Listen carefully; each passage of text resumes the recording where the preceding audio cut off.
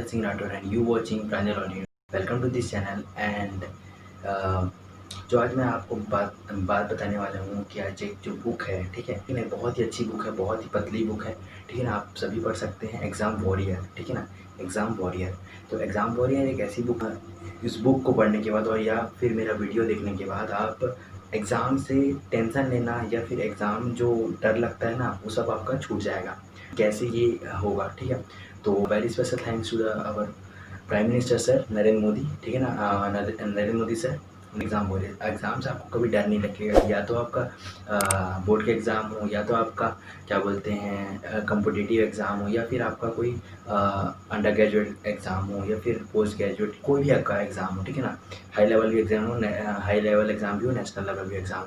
तो यहाँ पर मैं आपको कुछ टिप्स एंड ट्रिक्स बताऊंगा जो बुक से रिलेटेड रहेंगे, जो बुक ने बताया है, ठीक है ना।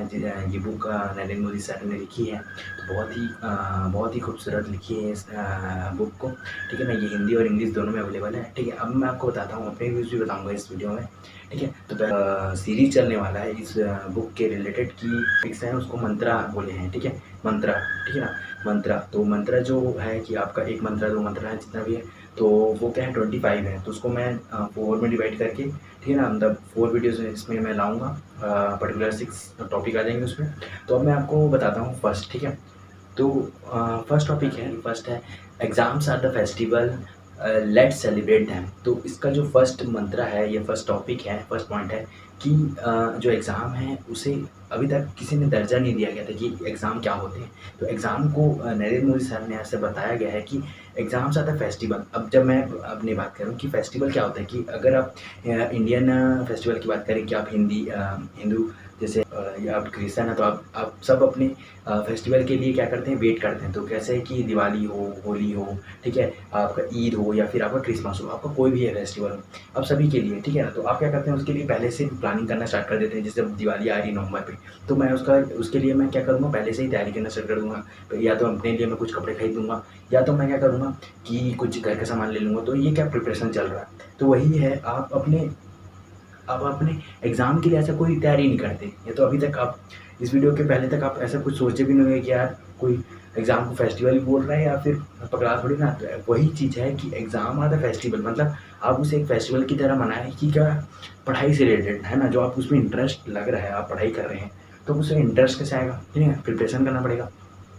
तो आपको क्या करना पड़ेगा, जैसे अब आपका क्या है कि अब अगले महीने से एग्ज़ाम स्टार्ट है, तो आप बोलेंगे अरे 1 महीना है, बहुत है, ठीक है। तो ये आपको नहीं करना, आपको क्या करना है, 1 महीना के पहले से ही आपको प्रिपरेशन स्टार्ट कर देनी है, ठीक है। तो यही आपको मेन मकसद है, ठीक है। अब ठीक है, अब ये हो गया कि आपको क्या है, एग्ज़ाम्स के पहले रिलेटेड आपको तैयारी करनी है, बहुत अच्छे से तैयारी करनी है। तो जिससे आपकी जैसे फेस्टिवल है, तो फेस्टिवल बहुत अच्छे से जाए, फिर आपका फेस्टिवल ख़त्म भी हो जाए तो आप उसे याद करो, ठीक है ना। वही है कि आपका एग्ज़ाम ख़त्म हो जाए तो आप क्या पढ़े अच्छे से, आपके माइंड में नॉलेज है, ठीक है ना, आप नॉलेज गेन कर रहे हैं और उसके साथ में आप उसे पूरा लिख के भी आ गए, ठीक है। अब एग्ज़ाम को एक तरह आप अपना नॉलेज गेन कर लिए, अब उसे एक टेस्ट का तरह दो, ठीक है। टेस्ट दिए, एग्ज़ाम दिए, फिर उसके बाद आप उससे छुटकारा पा गए, बट आपका नॉलेज रहा, ठीक है। मेन मकसद क्या होता है, अब मैं आपको सेकंड पॉइंट में लेके चलता हूँ, जो इसमें एक बहुत अच्छी लाइन लिखी हुई है, ठीक है ना, बहुत अच्छी लाइन लिखी हुई है, उससे मैं बताता हूँ। यहाँ पर एक ऐसी लाइन लिखी हुई है, सेकंड जब मंत्रा आया, ठीक, दैट अ पर्टिकुलर टेस्ट और exam can not define a person, life is so much more than that, ठीक है। तो इसका मतलब यही है कि कोई भी आपका टेस्ट हो या फिर एग्ज़ाम हो, आपको जज नहीं कर सकता कि आप कैसे हैं, आपका नॉलेज क्या है, ठीक है।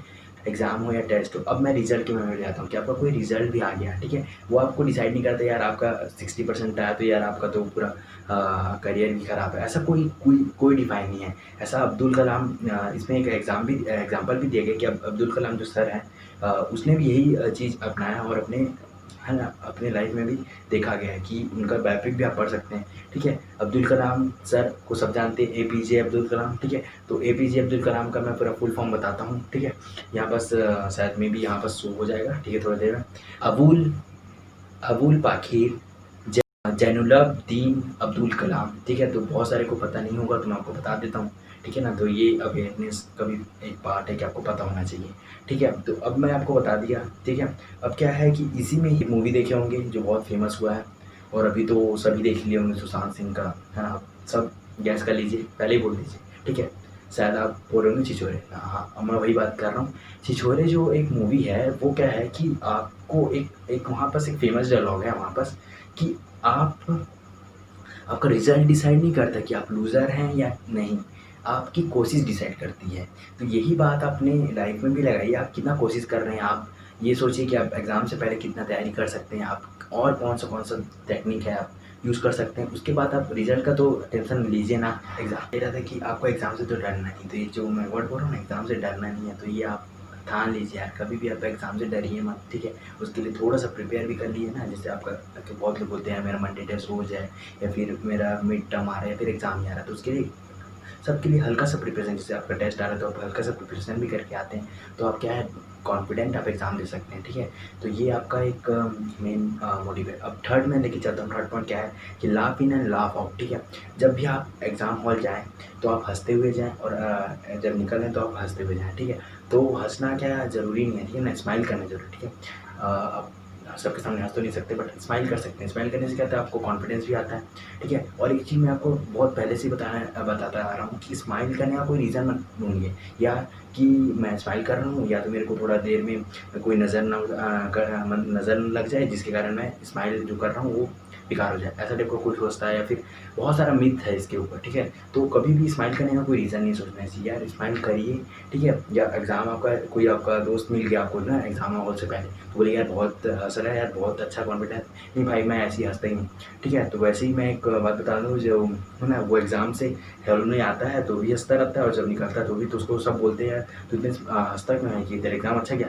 नहीं भाई मैं हमेशा ही ऐसे ही करता हूँ। बट ये बात समझ रहे हो, मतलब जब भी आप जाओ एग्ज़ाम से अंदर जाओ या फिर बाहर निकलो, आराम से एकदम रिलैक्स माइंड में जाए, ठीक है? और एग्ज़ाम अपना दो, और वहीं पर मैं कि ठीक है, अब मैं आपको बताता हूँ एग्ज़ाम हॉल में क्या करना है। एग्ज़ाम हॉल में आप जब गए तो आपको कोई क्वेश्चन पे आप स्टक हो गए, आप नहीं बना पा रहे हैं, ठीक है? आप उस क्वेश्चन को नहीं बना पा रहे हैं, तो आप थोड़ा-सा रिलैक्स हो जाइए, ठीक है ना? हल्का सा स्माइल करिए, हाँ, थोड़ा मस्ती रूप में, है ना? कि यार हाँ यार, इसको यहाँ फँसा था, इसको यहाँ था, तो आपको याद आ जाएगा कहीं न कहीं।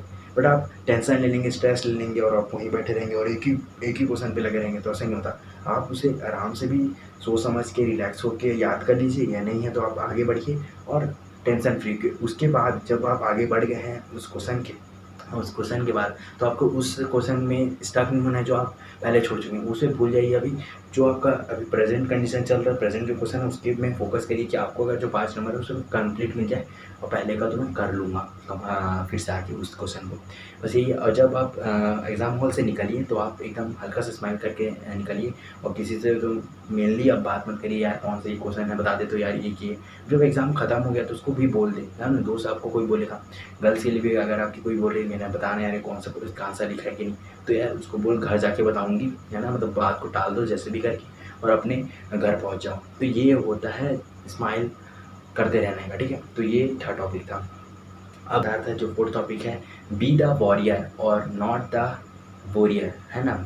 Be the warrior not the warrior, ठीक है ना? वॉरी मतलब जो है वॉरी, तो आपको वॉरिड नहीं होना है, ठीक है ना? वॉरिड नहीं होना है, आपको घबराना नहीं है, आपको फाइट करना है एज अ वॉरियर। जैसे अभी कोरोना चल रहा है, ठीक है ना? तो आपको दिख रहा होगा कोविड वॉरियर्स जो बोलते हैं, डेडिकेट करते हैं कि आपके डॉक्टर्स हो गया, पुलिसमैन हो गया, फिर स्टाफ हो गए, है ना?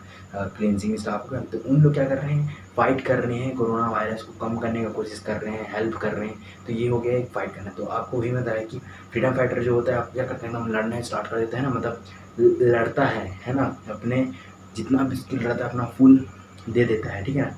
अपने जितना भी स्किल रहता है उसको पूरा लगा देता है, और अपना एक वॉरियर, मतलब मैं तो फाइट करूँगा और बहुत अच्छे तरह से फाइट करूँगा, तो ये आपके मन में होना चाहिए, ठीक है? तो आपको मैं ये बता रहा हूँ कि आपको घबराना नहीं है, कहीं भी नहीं घबराना है, ठीक है? वॉरियर मतलब आपको एकदम लड़ जाना है, ठीक है ना? और आपको लगे रहना है, ठीक है ना? आपको एग्ज़ाम से पहले जितना भी आपका प्रिपरेशन हो आप लगे रहिए, ठीक है ना? आप पॉज़िटिव ही सोचें, ठीक है ना? पॉज़िटिव ही सोचें, और उसके बाद एक बढ़िया सा स्टैंड लें, ठीक है? कि यार हाँ, मैं एग्ज़ाम दे रहा हूँ, बहुत कॉन्फिडेंट भी होना है थोड़ा-सा, और उसके बाद एग्ज़ाम देना है, ठीक है? टॉपिक पे लेके चलता हूँ, 5th टॉपिक पे, ठीक है? 5th पॉइंट है, 5th मंत्र है, जो आपको बताते हैं knowledge is permanent pursue it. तो नॉलेज इज़ परमानेंट का मतलब क्या है, आपको क्या करना है, गेन नॉलेज, है ना?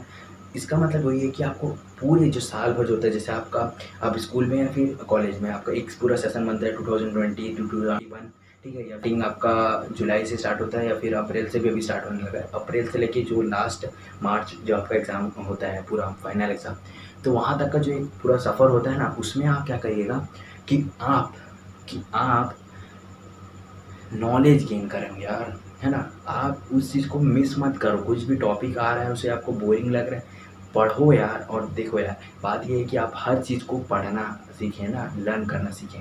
तो मेन आपका जैसे स्टडी कर रहे हैं, आपको बोल रहे हैं ट्यूशन जाओ, यहाँ से करो, फिर उसके बाद आपको समझ आ रहा है, आप सिर्फ एग्ज़ाम के लिए पढ़े जा रहे हैं, लेकिन आपको कुछ नॉलेज नहीं हो रहा है, ठीक है। अब मैं आपको नॉलेज का भी एक मतलब बताऊंगा कहाँ यूज़ होता है, आपको समझ नहीं आ रहा। अब देखो जैसे आप क्लास 9, 10th या फिर 11th में होंगे, अब ज्योग्राफी लिए होंगे। अब ज्योग्राफी में, ठीक है, अब ज्योग्राफी आप ले लिए, ठीक है, आप उसके बारे में पढ़ रहे हैं और बस, या फिर आप रट रहे हैं, ठीक है, तरह से बुक में आया कोई ऑप्शन देख लिए, हाँ इसका कोई आंसर ये होता है, और एग्ज़ाम में भी लिख के आ गया, पास हो गया, आप नेक्स्ट क्लास में चले गए। अब जब क्या है, नॉलेज का मेन मतलब क्या है, जो आपकी टीचर हमेशा बोलती होगी यार देखो, अगर आपसे कोई ये क्वेश्चन पूछ ले तो आप क्या आंसर देंगे या फिर आप क्या लिखेंगे, तो चीज़ें ना आप लिखते हैं एग्ज़ाम में और रियल लाइफ में बताते हैं। तो आपको कोई आपका कोई, आप नेक्स्ट क्लास में पहुंच गया, आप क्लास 9 में थे, आप क्लास 10 में आ गए। अगर आपका कोई जो जूनियर है वो आपसे कोई क्वेश्चन पूछते हैं, भैया बताइए तो 9th क्लास में थे आप और आप इसे पास कर चुके हैं, तो आप ये बताइए कि हाँ मतलब ये जो क्वेश्चन आप बता पाएंगे, तो आप उस टाइम बता दिए तो आपको सही हो जाएगा कि आप नॉलेज गेन किए हैं और उस बंदे को आप बता दिए। या फिर आपसे कोई बाहर भी नॉलेज पूछता है तो आप बता देंगे। तो ठीक है, ज्योग्राफी का ही मैं जैसे बात कर रहा हूँ कि अगर आपको कोई बाहर गए, आप विजिट करने गए, तो आपको कोई ऐसे पूछ दिया कि सबसे पहले कहाँ इंडिया में कौन सा स्टेट में मानसून स्ट्राइक होता है और क्यों होता है, ठीक है ना। ठीक है, तो ये आपको कोई क्वेश्चन पूछता है तो आप उसका आंसर कैसे देंगे, हाँ यार पहले केरला में पहुँचता है और इसके कारण पहुँचता है कि क्लाइमेटिकल कंडीशन, तो आपको वो, है ना, वो एक बूस्ट देगा, है ना। आप कोई क्वेश्चन पूछा और आप उसका आंसर दे दिए, नॉलेज गेन कर लिए, ठीक है। और यही एक इसका मेन मकसद है। जैसे आप डॉक्टर के पास जाते हैं और आप पूछते हैं कि आप डेंटिस्ट के पास गए या फिर कोई और डॉक्टर के पास गए और आप डायरेक्ट ट्रीटमेंट कराते हैं, आप कभी ये पूछे कि आपका रिजल्ट बताइए 10th 12th का या फिर कॉलेज का, कभी कोई बोलता, आप कभी बोलेंगे, ठीक है। तो वही उसका मेन मतलब है कि आप जब नहीं पूछते हैं उसका किसी का डिग्री, आप उसके टैलेंट पे, आप उसके स्किल पे, आप उसे पता है कि डॉक्टर है तो आप क्योर कर देगा और आपको अच्छा ठीक कर देगा, तो आप उसके ट्रस्ट कर रहे हैं उसके स्किल पे, ठीक है, नहीं आपके कॉलेज के मार्क्स पे ज़्यादा मत जाइए, ठीक है। आप उस पर स्किल क्या सीखे, उस पूरे साल में आप क्या सीखे। जैसे वो डॉक्टर था तो अपने पूरा डिग्री लिया होगा, उसने पूरा नॉलेज करके आपको ट्रीट कर रहा है, तो वही इसका मेन मकसद है। आप लॉयर के पास जाते हैं और लॉयर का डिग्री नहीं पूछते हैं, है ना, आपका 10th 12th का रिजल्ट बताइए या फिर कॉलेज का, तो कोई नहीं पूछता। आप डायरेक्ट टच करते हैं कि हाँ भाई मेरे को ये केस है और मुझे सॉल्व कराइए, ये आपका मेन मकसद रहता है। तो अब आगे चलते हैं, और जो मेरा 6th है, ठीक है ना, ठीक है 6th है, ठीक है। 6th जो टॉपिक है वो बहुत ही 6th है, कम्पीट विथ योरसेल्फ। अब मैं जब बात कर रहा हूँ कम्पीट, दौड़ना, जब आप कम्पीट कैसे करते हैं, कंपटीशन कब करते हैं, ठीक है, जब आप जैसे रेसिंग कर रहे हैं और आपके बगल में कोई दूसरा खड़ा है और आप दौड़ रहे हैं। अब सोचिए आपके बगल में आप भी दौड़ रहे हैं, तो आप ज़्यादा दौड़ने का कोशिश करेंगे कि हाँ भाई ये जो बंदा है, जैसे जुड़वा टू आपने देखा होगा, कोई मूवी भी आती रहती है जुड़वा टू, देखना मत, पर पता होगा कैसी मूवी नहीं पता, ठीक है। अब मत बोलना कि नेपोटिज्म है ना। अब बात ये है कि बस ये बता रहा हूँ, जुड़वा टू जो होता है, ठीक है, तो आपके बगल में आपका सेम हम शक्ल खड़ा है और आप उससे दौड़ना चाह रहे हैं, तो आप क्या सोचेंगे मैं उससे ज़्यादा दौड़ लूँ। तो वही आपको बताना चाह रहा हूँ कि कॉम्पीट विथ योरसेल्फ। आप कभी भी, ये मिस्टेक है ना, जो मैं आपको बताने वाला हूँ मिस्टेक है, फिर आपको बताऊँगा क्या करिए, ठीक है। मिस्टेक क्या है कि आप दूसरे से कम्पीट करने का स्टार्ट कर देते हैं। अपने क्लास में कोई 1% भी आपको थोड़ा लग रहा है कि हाँ ये राहुल है, अब जैसे मैं अपने बता रहा हूँ कि एक राहुल है वो थोड़ा ज़्यादा पढ़ रहा है, अब एग्ज़ाम दिए और अब क्या कर रहे हैं आप, कम्पीट करना स्टार्ट कर देंगे, उससे मैं तो ज़्यादा ही लाऊंगा, ऐसे करे सोच रहे हैं, अच्छी बात है ना, बट ठीक है। अब क्या है, वहाँ बस प्रॉब्लम आएगी। अब जब आपका रिजल्ट आता है, आप एक एग्ज़ाम दिया और आपका रिजल्ट आया, आपका कुछ आ रहा था 60 आ रहा था, उसका भी 65 ही आ रहा था, ठीक है। अब जब अब नंबर आया तो उसका 80 आ गया, आपका 75 आ गया, ठीक है। तो एक ये कंडीशन हो सकता है, 3 कंडीशन हो सकता है, या तो उसका ज़्यादा नंबर आ गया, या तो इक्वल आ गया, या तो उससे कम आ गया, जिससे कम आया तो आप फ्रस्ट्रेटेड हो जाएंगे, आपको कुछ समझ नहीं आएगा और आप क्या है, मोरल डाउन आएगा आपका। या आपका इक्वल आ गया तो आप क्या करेंगे, इम्प्रूवमेंट जल्दी नहीं करेंगे, ठीक है ना। आप जो इम्प्रूवमेंट का सोचे थे अरे सेम हो गया हम तो, है ना। और या फिर आप ज़्यादा नंबर लाए तो ओवर कॉन्फिडेंट, है ना, ओवर कॉन्फिडेंट आ गया, हाँ भाई मैं तो ज़्यादा नंबर लाया क्लास में तो मैं ही हूँ, ठीक है ना, इस टाइप का आपका कुछ एटीट्यूड रहे। तो पहली बात तो अपने फ्रेंड से कम्पीट मत करिए, अपने आप से करिए कि हाँ भाई कल जो मैं 10 मिनट में सॉल्व कर था उसे मैं 5 मिनट में सॉल्व कर दूँ, ठीक है। या तो फिर जैसे वोकेबलरी जैसे कोई किसी का इंग्लिश बहुत अच्छा है तो उससे मैं सीख के या फिर उससे ज़्यादा मैं करूँ, ठीक है। अपने आप पे करूँ कि मैं आज कल मैं 10 वर्ड सीखा और आज मैं 15 वर्ड सीखा, तो अपने आप को कम्पीट करेंगे तो बहुत ही पॉजिटिव रिजल्ट मिलेगा, ठीक है। यार मैं कल 65 नंबर ला रहा था, आज मैं 80 नंबर ला रहा हूँ और कल मैं 95 लाऊंगा, ये आपका इम्प्रूवमेंट बढ़ेगा। किसी और को कम्पीट करना या फिर किसी को नीचा दिखाना, ठीक है ना, ये फ्रेंडशिप में नहीं होना चाहिए। इससे क्या होता है, फ्रेंडशिप स्पॉइल हो जाती है। क्या होता है कि अगर आप सोच रहे हैं कि क्लास में मैं ही हूँ या फिर क्लास में ज़्यादा नंबर लाना बहुत अच्छी बात है या मैं ही लाता हूँ, तो ऐसी बात नहीं है। आपकी फ्रेंडशिप में नंबर को मत लाइए, ठीक है, इससे आपका फ्रेंडशिप स्पॉइल हो जाता है, ठीक है। और कभी-कभी क्या होता है, आप मज़ाक में बोल देते हैं कि यार तेरा हर तो 5 मतलब 5 नंबर लाता है, मैं तो 15 नंबर लाता हूँ ना, इस टाइप से उसका माइंड में कुछ अलग चला जाएगा। वो किसी से कम नहीं है भाई, ठीक है, वो भी समझ रहा है एग्ज़ाम में रिज़ल्ट आपका अच्छा है, अच्छी बात है, बट किसी को कम मत दिखाइए। तो इसी के साथ मैं चलता हूँ, ठीक है। अगर ये वीडियो आपको अच्छी लगी तो लाइक करिए, सब्सक्राइब करिए और कमेंट कर दीजिए, कोई भी गलती हो, कोई भी लिखना हो, ठीक है। और मैं आपको मिलता हूँ ऐसी किसी वीडियो में। Till then bye.